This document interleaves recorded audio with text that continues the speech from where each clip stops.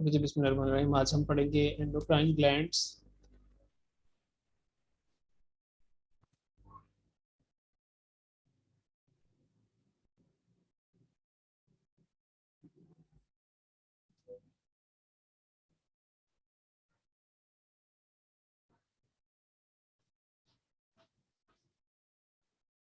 ये हमारे यहाँ पे मेजर जो एंडोक्राइन ग्लैंड्स हैं उनको हम पढ़ेंगे। पहले नंबर पे पिट्यूटरी ग्लैंड कहाँ पे होता है? यहाँ पर। ये एरिया उसका ब्रेन के नोज के पीछे बैक साइड पे यहाँ। और ये पिनियल ग्लैंड इस साइड पे। और फिर थायराइड ग्लैंड यहाँ पे होता है थ्रोट में। और थाइमस यहाँ पर होता है इस एरिया में, चेस्ट के एरिया में। एड्रेनल ग्लैंड जो होता है वो किडनीज के पास होता है। और पेंक्रियाज होते हैं, पता है पेंक्रियाज में होता है। इसके बाद ओवरी यहाँ पर होता है ओवरी में। और फिर इसके बाद टेस्टिस के जो है और नहीं यहाँ पे होता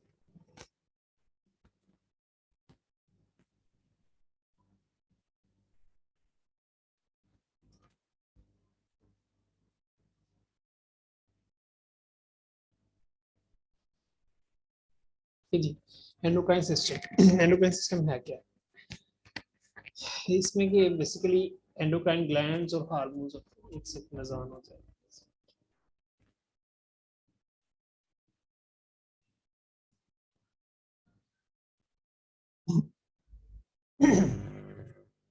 एंडोक्राइन सिस्टम पढ़ रहे थे, ये जो है वो एंडोक्राइन ग्लैंड्स और इसके हार्मोन्स पे कंसिस्ट करता है।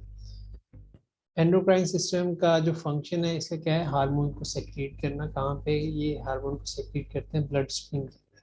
ब्लड स्ट्रीम के अंदर एंडोक्राइन सिस्टम हार्मोन्स को सेक्रेट करता है। और हार्मोन बेसिकली होता क्या है? एक केमिकल मैसेंजर है जो कि किसी भी स्पेसिफिक ग्रुप ऑफ सेल्स को टारगेट करता है कोई भी एक्टिविटी करवाने के लिए, या फिर कोई एक्टिविटी अगर हो रही है तो उसके अगेंस्ट वर्क करता है, उसको जाकर रोकता है। तो हार्मोन्स का बेसिकली मकसद, हार्मोन्स है क्या? एक केमिकल मैसेंजर्स है। क्या करते हैं? जो कि किसी भी स्पेसिफिक ग्रुप ऑफ सेल्स को टारगेट करते हैं और उसके बाद वहां पर या तो एक्टिविटी करवाते हैं, और या फिर कोई एक्टिविटी हो रही है तो उसको स्टॉप करते हैं।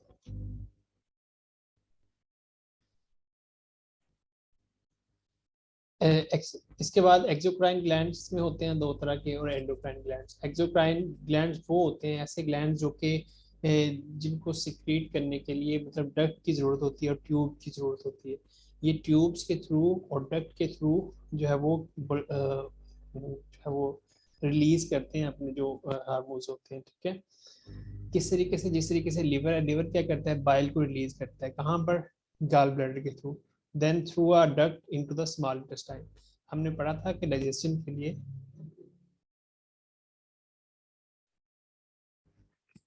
स्क्रीन शो नहीं हो रही सब? स्क्रीन शेयर हो रही है? कोई नहीं सर हो रही है। तो जिनको नहीं हो रही वो हो प्लीज। सर रही मुझे है। नहीं हो रही। तो फिर आप अपना इंटरनेट सर चेक मुझे करें। नहीं हो रही। इंटरनेट का प्रॉब्लम ना हो या कोई और इशू ना हो, दोबारा से ज्वाइन कर ओके सर। आपने कोई और पेज ओपन कर लिया हो।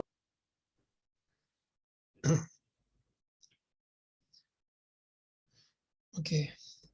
अच्छा, तो ये एक्सोक्राइन ग्लैंड्स वो होते हैं, दो तरह के ग्लैंड्स होते हैं। जो एंडोक्राइन होते हैं वो बगैर मतलब है ना डक्ट के बगैर जो है वो रिलीज कर रहे होते हैं, वो डक्टलेस होते हैं, ठीक है, डक्टलेस ग्लैंड्स होते हैं। और जो एक्सोक्राइन होते हैं वो क्या होते हैं? डक्ट के साथ होते हैं, मतलब डक्ट के थ्रू कर रहे होते हैं। जिससे हमने पढ़ा था लिवर क्या करता है? बाइल को प्रोड्यूस करता है, वो आगे जाके गाल ब्लड में भेजता है, वहां से फिर डक्ट के थ्रू कहाँ जाता है? स्मॉल इंटेस्टाइन के अंदर। इस तरीके से अगर देखें पेंक्रियाज, पेंक्रियाज क्या करता है? पेंक्रियाटिक जूस प्रोवाइड करता है, रिलीज करता है। और जो उसको बनाता है फिर रिलीज करता है किसके थ्रू? वाया डक्ट, ठीक है। स्मॉल इंटेस्टाइन में किसके थ्रू जा रहा होता है? डक्ट के थ्रू जा रहा होता है। कौन से डक्ट के थ्रू जो है वो स्मॉल इंटेस्टाइन के अंदर जा रहा होता है?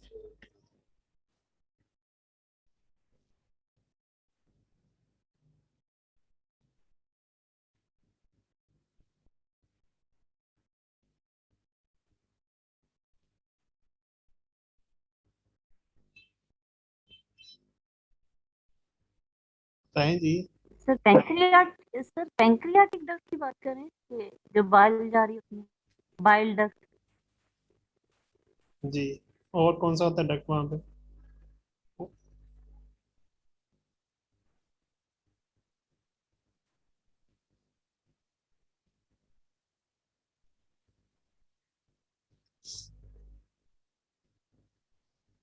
इसके बाद आ जाता है ये डक्ट्स आप लोगों को भूले हुए हैं, उसने बताया भी था कि एंडोक्राइन कहाँ पे, ये बाइल कहाँ पे आके मिलता है और वहाँ से आगे जाके किसी तरह से मिलता है।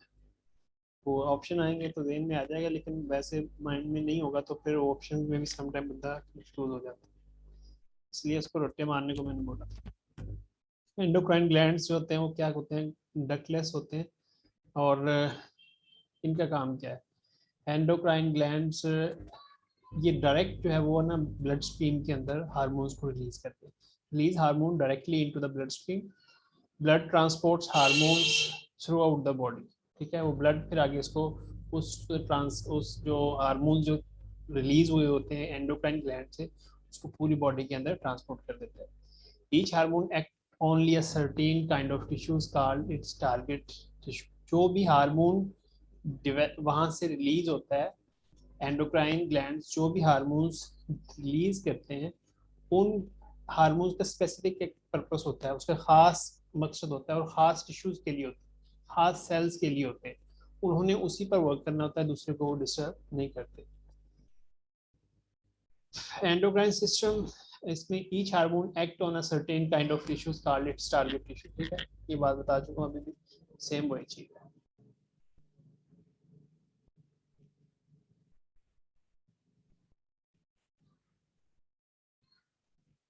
ये देखिए ये सारे टारगेट सेल हैं, ठीक है। मतलब वहां से वो कर रहा है, सिक्रीट कर रहा है यहाँ से, और फिर ये वहां वहां पे जाएंगे जहाँ जहाँ उसको टारगेट है, ठीक है। तो ये टारगेट सेल उसका नहीं है तो ये यहाँ पर नहीं आएगा। ये उसका टारगेट सेल था तो ये यहाँ से यहाँ जा रहे हैं ब्लड स्ट्रीम के थ्रू, और यहाँ से ये इसका टारगेट सेल था तो यहाँ से यहाँ जा रहे हैं। मतलब सारे के सारे वो अपने टारगेट जो जो उसका टारगेट है उसी की तरफ जाएंगे, तो उसके अलावा वो अलग से नहीं जाएंगे। ये सारे क्या हैं, ब्लड वेसल्स हैं, ब्लड वेसल्स के थ्रू आगे मूव कर रही हैं। इसके बाद आ जाता है जी जो हमारे एंडोक्राइन ग्लैंड्स हैं वो ये वाले हैं, हमारे pituitary glands, thyroid glands, parathyroid glands, adrenal glands, और फिर इसके बाद पेंक्रियाज के जो हैं वो वाले स्लेट्स ऑफ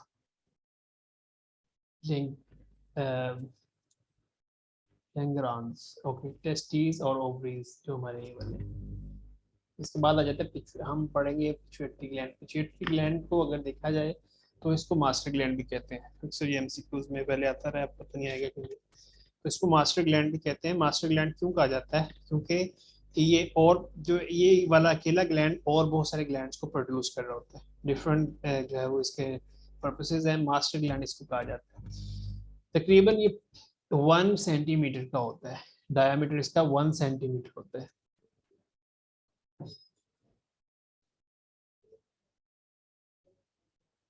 ये यहाँ पर पाया जाता है, ठीक है। यहाँ पे हाइपोथैलेमस है ये वाला, और ये इसके बिल्कुल नीचे यहाँ पर नोज की बैक साइड के एरिया में यहाँ पर पाया जाता है, और पिनल ग्लैंड जो होता है वो इस साइड पर पाया जाता है।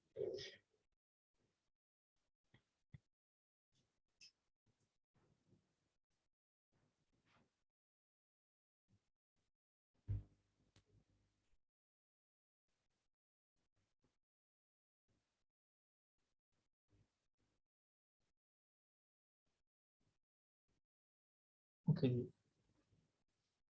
इसके बाद इसका साइज क्या है, 1, और शेप क्या है, पी शेप का, ठीक है। इस तरीके से होता है।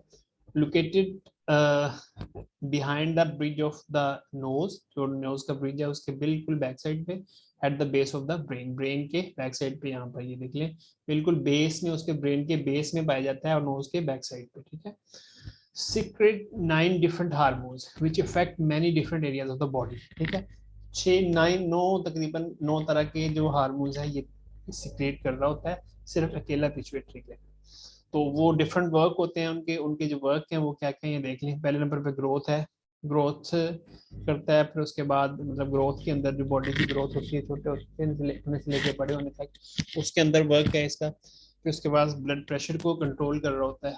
फिर उसके बाद रेगुलेशन ऑफ प्रेगनेंसी है, प्रेगनेंसी को उस तरीके से सपोर्ट कर रहा होता है, उसको रेगुलेट कर रहा होता है। फिर उसके बाद ब्रेस्ट मिल्क प्रोडक्शन है। फिर उसके बाद sex organ functions in both men and women, दोनों के अंदर, मेन और वोमेन के, और फिर उसके बाद थायराइड ग्लैंड फंक्शंस हैं, और फिर इसके बाद है मेटाबॉलिज्म है, और वाटर रेगुलेशन इन बॉडी है, और फिर इसके बाद टेम्परेचर रेगुलेशन है। एंड पे ये नज़र नहीं आ रहा लेकिन ये टेम्परेचर रेगुलेशन है। ठीक है, इस सारे के सारे फंक्शंस किसके थ्रू हो रहे हैं? Pituitary gland. पिट्यूटरी ग्लैंड क्या करता है? डिफरेंट हार्मोन सेक्रेट करता है, जिसके नतीजे में ये सारे इसके फंक्शन है। ठीक है,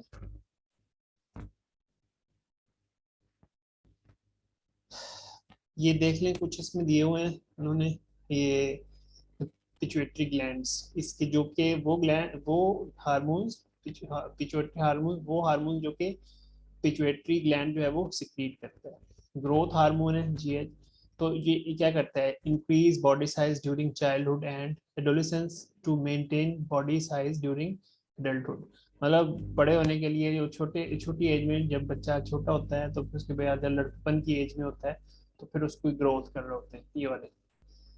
फिर थायराइड स्टिमुलेटिंग हार्मोन, ये क्या करते हैं? To stimulate the thyroid to produce thyroxine. Thyroid को जो है वो उसको स्टिमुलेट करते हैं, थायरोक्सिन जो कि हमारी बॉडी में होता है, तो उसकी प्रोडक्शन के लिए।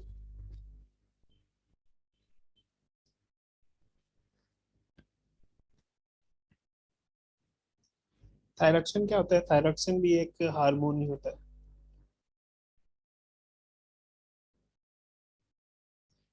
ये थायराइड जो डिजीज होती है उसको मतलब उसको उसको उसकी उसकी सेफ्टी के लिए, उससे बचने के लिए ये हमारा। फिर उसके बाद होता है फॉलिकल स्टिमुलेटिंग हार्मोन। ये क्या करता है? प्यूबर्टी को रेगुलेट करता है। फिर उसके बाद हमारी प्यूबर्टी होती है, मतलब बलूगत वगैरह को कहते हैं वो। ठीक है, उसको करता है, मतलब बॉडी को उससे रिलेटेड है। डेवलपमेंट एंड रिप्रोडक्टिव प्रोसेस, जो हमारी बॉडी के रिप्रोडक्टिव सिस्टम है उसको जो है वो डेवलप करता है ये वाला हार्मोन। ये भी कौन सा कर रहा है? पिट्यूटरी ग्लैंड इसको प्रोड्यूस कर रहा है।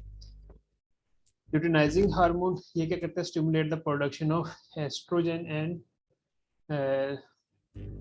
टेस्टोस्टेरोन। ये एस्ट्रोजन और ये क्या होते हैं? एस्ट्रोजन और टेस्टोस्टेरोन, ये में से होता है। जी जी सर, मैं बता देती हूँ। एस्ट्रोजन फीमेल हार्मोन होता है और जो टेस्टोस्टेरोन होता है वो मेल रिप्रोडक्टिव हार्मोन होता है। एस्ट्रोजन के साथ एक प्रोजेस्टेरॉन भी होता है, लेकिन वो जब प्लेसेंटा डेवलप होता है तो उस वक्त आ रहा होता है, वो प्रोजेस्टेरॉन डेवलप हो जाता है। जो सर ये ल्यूटिनाइजिंग हार्मोन होते हैं, ये एस्ट्रोजन इस वजह से रिलीज करते हैं कि ये मेंस्ट्रुअल साइकिल के साथ साथ सारी पुबर्टी, रिप्रोडक्टिव सब चीजों को कंट्रोल कर रहे हैं। टेस्टोस्टेरॉन टेस्टिस पैदा कर रहा होता है ताकि स्पर्म जनरेट हो सके। जी, ओके। इसके बाद आ जाता है, ये इन्होंने जो बताया बिल्कुल ऐसे ही है। Okay, growth hormones. इसके बाद आ जाता है over secretion of growth hormone. इसमें क्या कहता है? Johnson is childhood and acromegaly in adults, bones of face, hands and feet enlarge. क्या? गिगांटिज्म सर, गिगांटिज्म चाइल्डहुड के अंदर हो जाते हैं, या एक्रोमेगाली फिंगर्स का थोड़ा बड़े बड़े से हो जाना सर, हाँ, वो वो ये उसको लिखा हुआ हाँ जी। है। और जी, डिवार्फिज्म बोनेपन को कहते हैं सर। अगर अंडर सक्रीशन रहे, अपनी सक्रीशन को थोड़ा कम कर दे ये हार्मोन, तो वो बोनापन आ जाता है। गिगांटिज्म या एक्रोमेगाली हो जाती है तो वो बड़े बड़े हाथ हैं या फेस, जिस्म का कोई हिस्सा थोड़ा सा बड़ा हो जाता है सर, वो ओवर सक्रीशन है। जी, जी, जी, बिल्कुल। ओवर सिक्रेशन की वजह से उन्होंने बताया कि मतलब अगर ज्यादा हो तो फिर गैंटिज्म होती है, मतलब ओवर हार्मोन्स अगर ज्यादा डेवलप हो जाए, और अगर कम डेवलप हो ये ग्रोथ के हार्मोन्स जो हैं, तो फिर क्या होता है? वो मतलब इसमें ड्वार्फिज्म हो जाती है। ड्वार्फिज्म में यह है कि मतलब छोटा रह जाना इस तरीके से।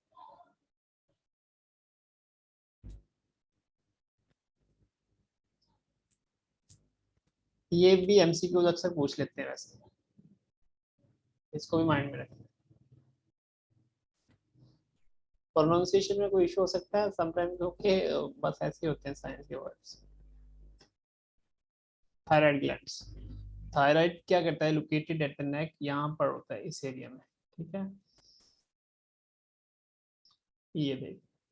और फिर रिलीज हार्मोन थायरोक्सिन, थायरोक्सिन जो है वो इसको रिलीज करता है। फंक्शन इसका क्या है, is regulate to metabolism in the body, rate of metabolism, rate of metabolism का जो रेट है उसको रेगुलेट करता है, ठीक है। Essential for normal physical and mental development, हमारे जो है बॉडी की फिजिकल और मेंटल डेवलपमेंट के लिए जरूरी है। इनके ना आप लोगों को फंक्शन लाजमी होने चाहिए हर ग्लैंड का, तो ये पूछ लेते होते हैं। ओवर सेक्रेशन ऑफ थायरोक्सिन क्या है, result in nervousness and weight loss, nervousness बढ़ जाती है, नर्वसनेस, और फिर उसके बाद वेट लॉस होना शुरू हो जाता है, मतलब ये इसके हैं अगर ओवर सेक्रेशन हो जाए इसकी।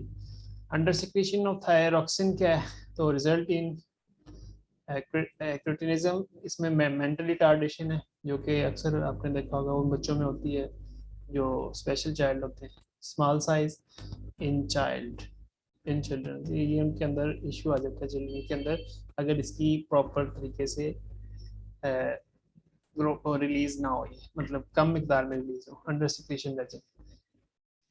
तो फंक्शन इसका क्या है, फिजिकल और मेंटल डेवलपमेंट है, रेगुलेशन ऑफ मेटाबॉलिज्म है, रेट ऑफ मेटाबॉलिज्म है, और ओवर सिक्रेशन से क्या होता है, वेट लॉस होता है, नर्वसनेस होती है, और अंडर सिक्रेशन से क्या होता है, इसके क्रिटिनिज्म इन चिल्ड्रन, यानी मेंटल रिटार्डेशन और small size. iodine deficiency in your diet, result is gutter, ये से वो बन नहीं जाता गुल्लड़, पता नहीं क्या कहते हैं इसको, वो अक्सर आप लोगों ने देखा होगा, ये इस तरह लोगों के, कई लोगों के बना होता है। तो वो क्या होता है, आयोडीन की डेफिशिएंसी की वजह से होता है, इसकी वजह से ये थायराइड ग्लैंड जो होता है वो बढ़ जाता है, उसका साइज ज्यादा हो जाता है, ये वाला। इसको क्या कहते हैं उर्दू में? सर इसे एडम एप्पल भी कहते हैं। क्या कहते हैं इसको? Adam apple. जी जी, एडम एप्पल कहते हैं, थायराइड को कहते हैं। वो तो सर ये बता रहे हैं कि अगर आयोडीन की कमी हो जाए, क्योंकि थायराइड हमारे आयोडीन को कंट्रोल कर रहा होता है, अगर आयोडीन ही पूरा ना हो पाए तो फिर एक गोइटर की बीमारी हो जाती है, गिलहर्जी सर वही। जी जी बिल्कुल। तो ये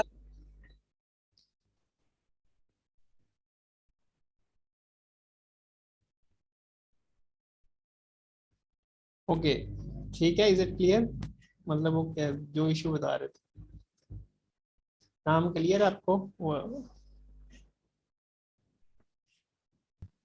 सर आपकी आवाज नहीं आ रही, सर आप बोलते जा रहे हैं। आवाज आ रही है, अभी आ रही है आवाज? आवाज आ रही है? जी सर। Thank you. ओके जी, पैराथायराइड,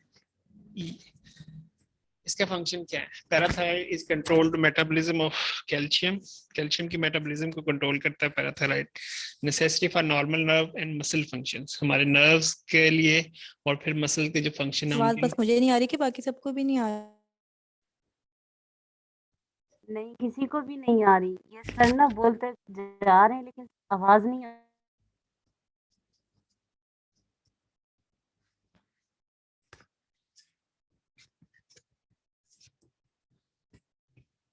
अभी आवाज आ रही है? जी सर अब आई है। जब मैं बात कर रहा था पैराथायराइड, इसकी पैराथायराइड, ठीक है। पैराथायराइड में मतलब इसके फंक्शंस क्या है, ये कैल्शियम की मेटाबॉलिज्म को कंट्रोल करता है, और इसके बाद नेसेसरी फॉर नॉर्मल नर्व्स के नॉर्मल होने के लिए जरूरी है, और मसल फंक्शन जो है, मतलब नर्व और मसल्स के फंक्शन के लिए जरूरी है, उसके नॉर्मल फंक्शन को रेगुलेट करने के लिए, उसको करवाने के लिए ये पैराथायराइड ग्लैंड जरूरी है।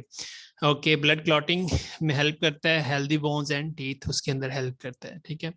Located in back of thyroid gland, ठीक है, उसी नेक के अंदर ही बैक साइड पर, कहाँ पर होता है, सम फ्रंटल साइड पे कौन सा होता है, थायराइड होता है, और उसी के बैक साइड पे क्या होता है, पैराथायराइड होता है।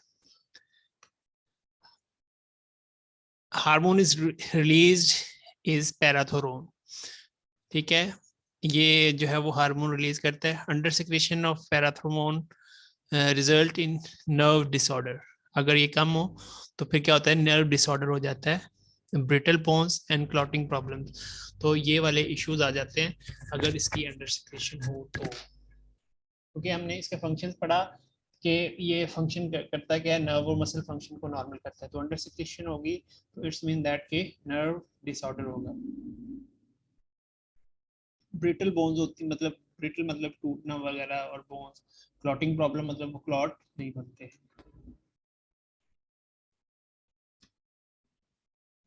एड्रेनल ग्लैंड ये कहाँ पे होता है, किडनीज हेड, यहाँ पर किडनी के हेड के ऊपर ये वाला ग्लैंड बना है पर, ठीक है। Located at the tip of each top of each kidney, यहाँ पर इनके टॉप पे होता है। Hormone release are cortisone and adrenaline, ये वाले हार्मोन्स इसके अंदर से सेक्रेट होते हैं। तो करते क्या है, function of cortisone is to regulate carbohydrates, protein and fat metabolism. तो हमारे जो मैक्रोन्यूट्रिएंट्स होते हैं उनको रेगुलेट करता है, उनके मेटाबॉलिज्म को रेगुलेट करता है। कौन से वाला, कॉर्टिसोन। और ये कहाँ से पैदा हो रहा है, एड्रेनल ग्लैंड के अंदर। एड्रेनल ग्लैंड कौन कौन से कर रहा है रिलीज हार्मोन्स, दो कर रहा है, एक तो कॉर्टिसोन कर रहा है, दूसरे नंबर पे एड्रेनालिन कर रहा है, ठीक है। ये दोनों जो है वो हार्मोन्स रिलीज होते हैं किसकी कौन कर रहा है, एड्रेनल ग्लैंड, ठीक है। एड्रेनल ग्लैंड में से जो पहला हम बात कर रहे हैं कॉर्टिसोन की, कॉर्टिसोन इन तीनों को मेटाबोलाइज करने वाला जो उसको फंक्शन है उसको रेगुलेट करता है, ठीक है। Promote conversion of fats and protein to glucose, जो फैट्स और प्रोटीन को ग्लूकोज में कन्वर्ट करने के लिए। और फंक्शन ऑफ एड्रेनलिन क्या है, is to raise blood sugar level and increase heart beat and breathing rate. हमारे जो ब्लड शुगर लेवल है उसको इंक्रीज करता है, हार्ट बीट को इंक्रीज करता है, और ब्रीदिंग रेट जो होता है उसको बेहतर बनाता है। अंडर सिक्रेशन से क्या हो जाता है, under secretion of adrenaline results in the inability to deal with stress. मतलब स्ट्रेस के साथ हमारी जो स्ट्रेस पर काबू करना या स्ट्रेस को रिलीज करना, स्ट्रेस से रिलैक्स पोजीशन में जाना, वो थोड़ा टफ हो जाता है क्योंकि इसकी वजह से स्ट्रेस फिर ज्यादा आता है बहुत।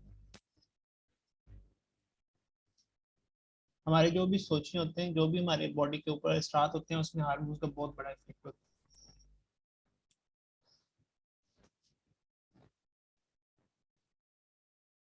ये देख, ये है जी स्लेट ऑफ यानी पेंक्रियाज का जो, ठीक है। इसको प्रोनाउंस करेंगे लैंगरहांस, आई थिंक सो। हमने इसको आइलैट्स ऑफ लैंगरहांस पढ़ा है।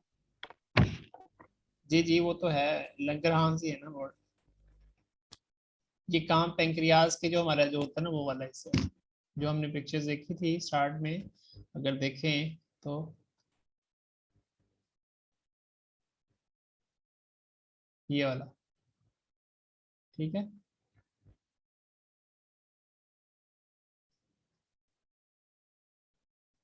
इस हिस्से में होता है।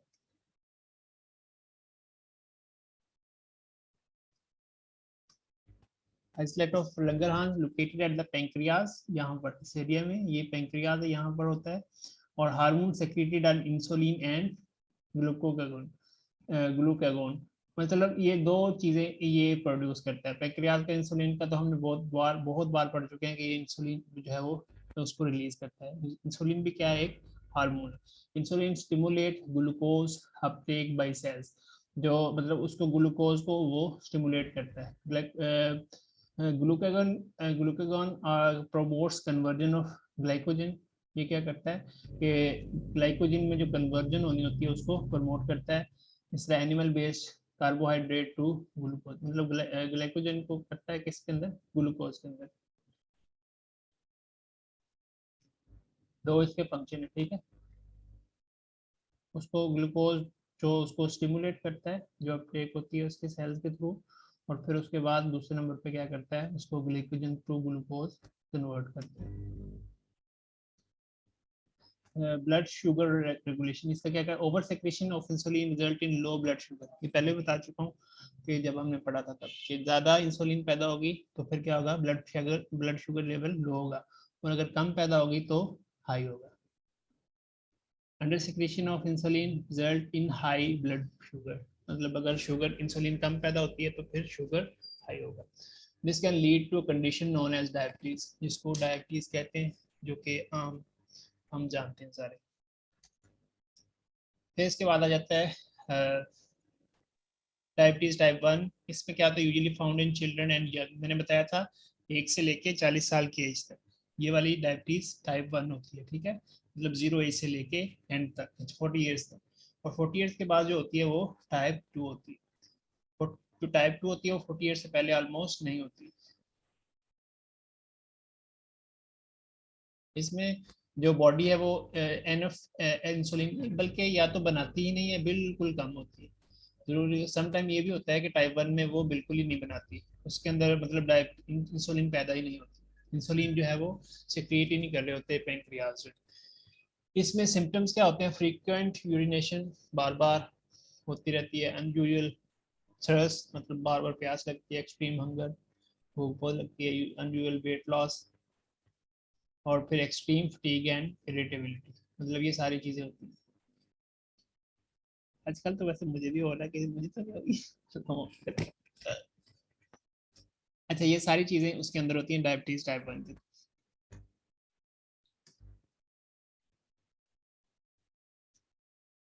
डायबिटीज टाइप 2 में क्या होता है, the body does not produce, हाँ इसमें ये होता है कि उसमें या तो कम पैदा होती है या फिर उसको सेल्स उसको इग्नोर कर देते हैं।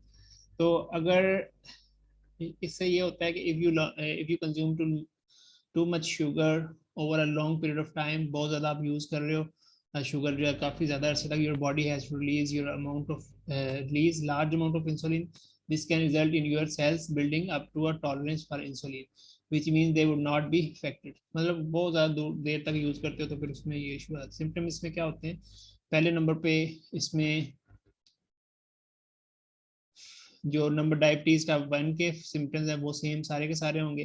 फ्रीक्वेंट इन्फेक्शन होता है बॉडी के अंदर, ब्लड विजन मतलब धुंधलापन जो होता है, और इसके बाद आ जाता है cuts, bruises that are slow to heal, मतलब जो कट लग जाते हैं बहुत स्लो फिर स्लोली हील अप होते हैं। फिर उसके बाद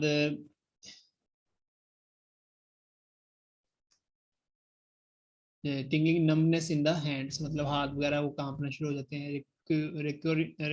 रिकरिंग स्किन मतलब गम और ब्लैडर इन्फेक्शन, उसके बाद स्किन के गम्स के और ब्लैडर वगैरह के इन्फेक्शन हो जाते हैं। एंडोक्राइन सिस्टम कंट्रोल किस तरीके से होता है, regulated by feedback mechanism, two type feedback mechanism, positive feedback, negative feedback. में किस तरीके से होता है, इनपुट और फिर ये प्रोसेस करते हैं और फिर आउटपुट होते हैं। नेगेटिव फीडबैक क्या है, act like a thermostat in home. As the temperature cools, thermostat detect the change and trigger the furnace to turn on and the the house warm the house. मतलब जिस तरीके से एक as a thermostat के तौर पर work करते हैं, जिस तरह मतलब जब किसी चीज़ की ज़रूरत पड़ती है, मतलब फॉर एग्जांपल एक कूल है तो जब देखते हैं कि वो कूल टेम्परेचर ज़्यादा कूल हो गया तो वो ऑन हो जाते हैं, और अगर ज़्यादा हाई हो गया तो फिर उस तरीके से ऑफ हो जाते हैं। इस तरीके से एसी वगैरह भी वर्क करते हैं और डिफरेंट चीज़ें, तो इस तरीके से वर्क करते हैं।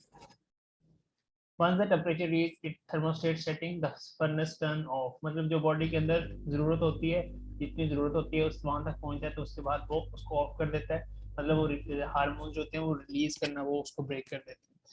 Body sugar increase, example body sugar increases after a meal, body के अंदर शुगर जो है वो इंक्रीज होती है जब भी हम कुछ खाते हैं। So the pancreas secretes insulin, तो इंसुलिन उसको क्या करती है, पेंक्रियाज का काम क्या है, उसको इंसुलिन सिक्रीट कर देती है, which tells the body cells to take in glucose। तो बॉडी क्या बता रहा है, मतलब ग्लूकोज में ले, मतलब ग्लूकोज का उसको कंट्रोल करने के लिए। तो जब फिर ब्लड शुगर लेवल रीच होता है तो पेंक्रियाज क्या करते हैं, उसको जो इंसुलिन को बनाना बंद कर देते हैं। मतलब अगर वो 24 आवर ही मतलब बॉडी के अंदर चलता रहे, इंसुलिन पैदा होती रहे, तो इट्स मीन दैट के फिर तो वो उसकी जो है वो ज़्यादा तादाद पैदा होनी शुरू हो जाएगी, तो उसका फिर नुकसान हमने पड़ा, तो उससे क्या होता है, शुगर लेवल लो हो जाता है।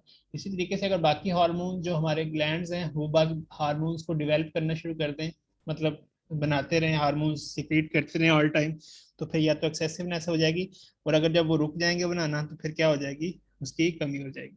तो इसलिए जितना बॉडी को जरूरत होती है, जिस हिसाब से जरूरत होती है, बॉडी उसी के अकॉर्डिंग फिर उसको बनाती है, हार्मोन सीक्रेट करती है ब्लड स्ट्रीम के अंदर।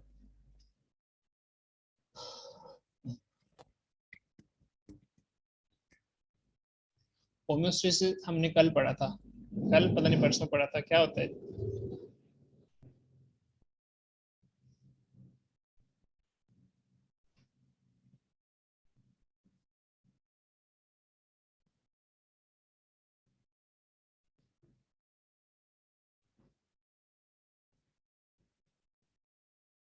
क्या होता है ये? अ, मैंने कहा होमोस्टेसिस हमने कल पढ़ा था, क्या होता है?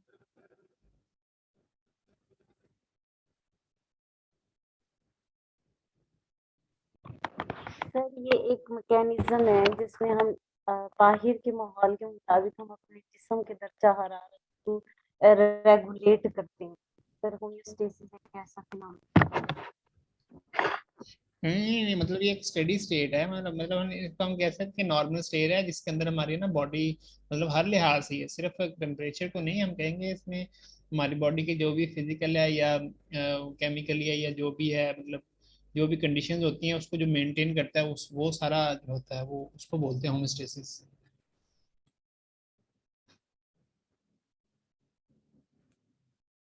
ठीक है। और